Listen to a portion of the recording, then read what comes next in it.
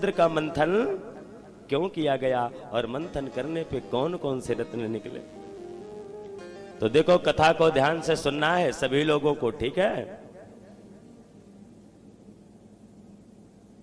सुखदेव जी ने कहा, राजन, समुद्र का मंथन उस समय भगवान को कराना पड़ा जिस समय, एक बार की बात है कि बैकुंठ में दर्शन करने के लिए दुर्वासा जी गए हुए थे, ध्यान देना, और भगवान नारायण का दर्शन कर रहे थे।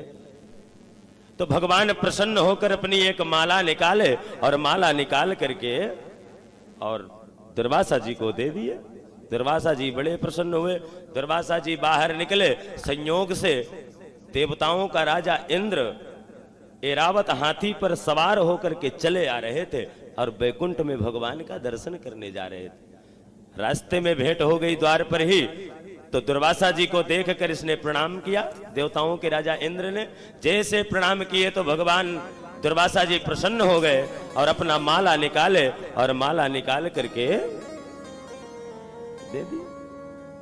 देखिए, अगर किसी महात्मा के द्वारा, किसी संत के द्वारा, किसी भक्त के द्वारा भगवान के अगर आपको ये माला मिले तो ये समझना चाहिए कि साक्षात भगवान ने हमें प्रसाद रूप में भेजा है। इस माले का इतना महत्व है। लेकिन देवताओं का राजा ने क्या समझा? देवताओं के राजा को लगा कि ये तो साधारण माला दुर्वासा जी ने दिया है, इसलिए उस माला को स्वयं ना पहनकर, सुखदेव जी कहते हैं, राजन, उस माला को उसने अपने ऐरावत हाथी के सूंड पर डाल दिया और वह माला पृथ्वी पर गिर गया और पैर से कुचला। जैसे पैर से कुचलाया, सुखदेव जी कहते हैं, राजन, एक तो नाम ही क्या है संत जी का जिन्होंने माला दिया है? दुर्वासा। अगर सिंपल सा साधारण अर्थ करें दुर्वासा जी का, तो जिनसे दूर वास करना हो उन्हीं का नाम दुर्वासा। बड़े क्रोधी ऋषि थे, क्षण भर में रुष्ट, क्षण भर में प्रसन्न। दुर्वासा जी ने देखा तो महाराज इंद्र को धर्म की मर्यादा, संत महात्माओं का प्रसाद का उल्लंघन, इसलिए मैं तुम्हें श्राप देता हूं कि जिन देवताओं का राज्य स्वर्ग पर है, इन सभी देवताओं का राज्य स्वर्ग से छीण हो जाए और पुनः स्वर्ग पर दैत्यों का अधिकार हो जाए। तो सुखदेव जी कहते हैं, दुर्वासा ऋषि के कारण स्वर्ग से देवताओं का राज्य चला गया और किसका राज्य हो गया? दैत्यों का राज हो गया। अब जब दैत्यों का राज हो गया तो सुखदेव जी कहते हैं, राजन, देवताओं की माता का नाम था अदिति, दैत्यों की माता का नाम था दिति, और पिता एक ही थे जिनका नाम था कश्यप। तो सुखदेव जी कहते हैं, राजन, सारे देवता कहां भगे? अपने पितामह ब्रह्मा जी के पास। पितामह ब्रह्मा जी, रक्षा करिए, रक्षा करिए, मेरी रक्षा करिए प्रभु। ब्रह्मा जी ने कहा, हम तो रक्षा नहीं कर सकते, पर इस बार यदि कोई रक्षा करेगा तो बैकुंठ में निवास करने वाले क्षीर सागर पर प्रभु नारायण है, उनके पास चलते हैं, वो जरूर कोई ना कोई युक्ति हम सबको बताएंगे। अब जैसे पहुंचे महाराज, ध्यान देना, जैसे पहुंचे सुखदेव जी कहते हैं, राजन,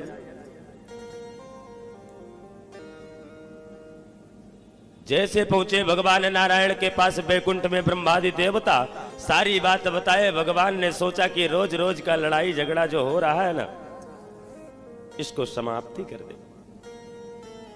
इसलिए भगवान ने कहा, सुनो देवताओं, जब अपना काम बनाना होता है ना,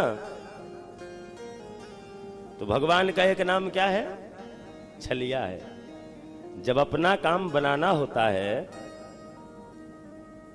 तो भगवान ने कहा, जरूरी नहीं है कि झगड़ा करके ही काम बनाया जाए, कभी कभी अपना काम प्रेम करके भी बना सकते हो, मित्रता करके भी बना सकते हो। इसलिए भगवान ने समझाया देवताओं को कि तुम जाओ दैत्यों से मित्रता करो, और कहीं दैत्यों से मित्रता हो गई, उनसे कहना, भाई एक ही पिता की संतान है, रोज रोज झगड़ा करते, चलो मिलकर समुद्र का मंथन करें और समुद्र से जो रत्न निकलेगा आपस में बांट लेंगे और अमृत निकलेगा तो पी लेंगे, सब लोग अमर हो जाए।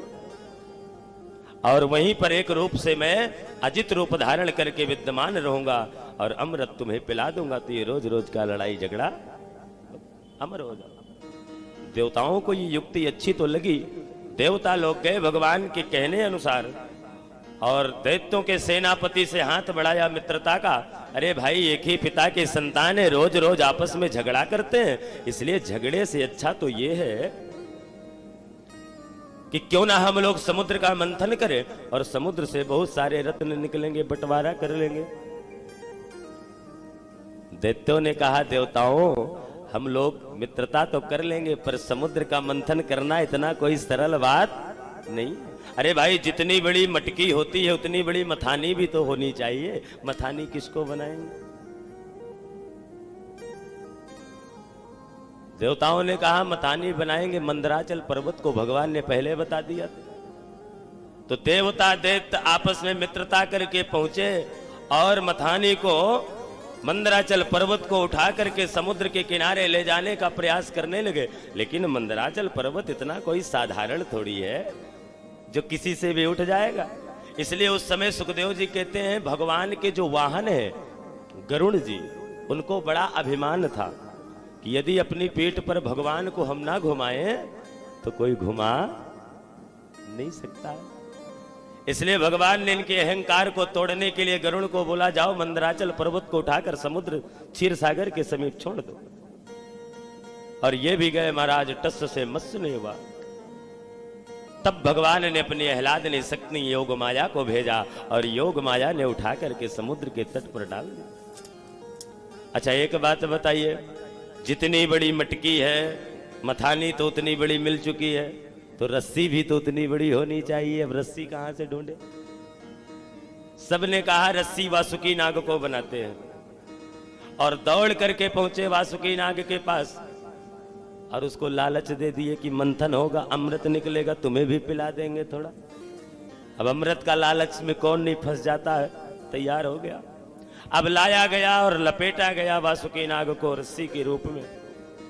तो जो भगवान एक रूप से देवताओं की तरफ भेष बदल करके अजित रूप धारण करके थे, उन्होंने समझ गए कि जब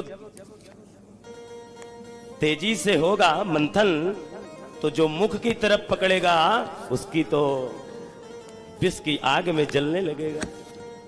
और देवताओं को अगर हम कहेंगे पूंछ तरफ पकड़ो, दैत्यों को बोलेंगे प्रेम से कि मुख की तरफ पकड़ो, तो दैत्य तो इतना जल्दी बात को मानते नहीं। इसलिए भगवान का एक नाम छलिया है, जहां काम ना बने वहां छलिया बन जाओ। हमको आपको नहीं बनना है, ठाकुर जी बनते हैं। भगवान ने क्या किया? यहीं पर भगवान ने एक युक्ति लगाई और एक विचार किया। भगवान ने देवताओं और दैत्यों के सेनापति को सुनाते हुए क्या कह रहे? अजित रूप धारण करके जो है, अरे देवताओं, तुम लोग बड़ी बड़ी पूजा पाठ करते हो, यज्ञ तपस्या करते हो, तो चलो भाई तुम लोग मुख की तरफ पकड़ो, पूंछ की तरफ तो मलमूत्र त्यागता है, अपवित्र होता है। दैत्यों के सेनापति के कान के पास भगवान ये बात बोल रहे। दैत्यों का सेनापति सुना, बोले खबरदार, हम भी बड़ी बड़ी पूजा पाठ करते हैं, हम भी यज्ञ करते हैं, कदापि नहीं हम पकड़ेंगे मुख की तरफ, पूंछ की तरफ। भगवान ने बड़े बड़े कमल जैसे जो नेत्र है ठाकुर जी के, उन्होंने इशारा कर दिया देवताओं की, चुपचाप पूंछ की तरफ पकड़ लो, यही तो चाहते थे भगवान। जैसे पकड़े महाराज, अब समुद्र में छोड़ा गया, और जैसे समुद्र में छोड़ा गया तो सुखदेव जी कहते हैं मंदराचल पर्वत समुद्र में डूबने लगा। और जैसे डूबने लगा तो उसी समय भगवान नारायण एक कच्छप रूप धारण कर लिए, और कच्छप रूप धारण करके अपनी पीठ पर भगवान ने उसको धारण कर लिया। और भगवान को नींद आ गई, कोई भार थोड़ी पड़ा, नींद आ गई। अच्छा, नींद आती है तो नाक की जो श्वास होती है, गति होती है ना, स्पीड, जैसे अभी जो चल रही है वो नॉर्मल चल रही है, और सोने के बाद थोड़ा सा तेज हो जाती है, किसी की भी हो जाती है। और किसी किसी में तो साउंड बहुत गजब का होता है। आओ भगवान बचाए साउंड वालों से, खतरनाक साउंड होता है, नींद नहीं, सोने से। तो भगवान की गति जो श्वास की थी वो तेज हो गई। इसलिए सुखदेव जी कहते जो लहरों के रूप में समुद्र में देखने को मिलता है वो भगवान कच्छप की श्वास है, जो हमारे जीवन की एक एक श्वास की रक्षा करती है। बोल कच्छप भगवान की जय हो जय हो जय हो। और ऐसे भगवान कच्छप अपनी पीठ पर धारण करके मंदराचल पर्वत को समुद्र मंथन के लिए तैयार कर दिए।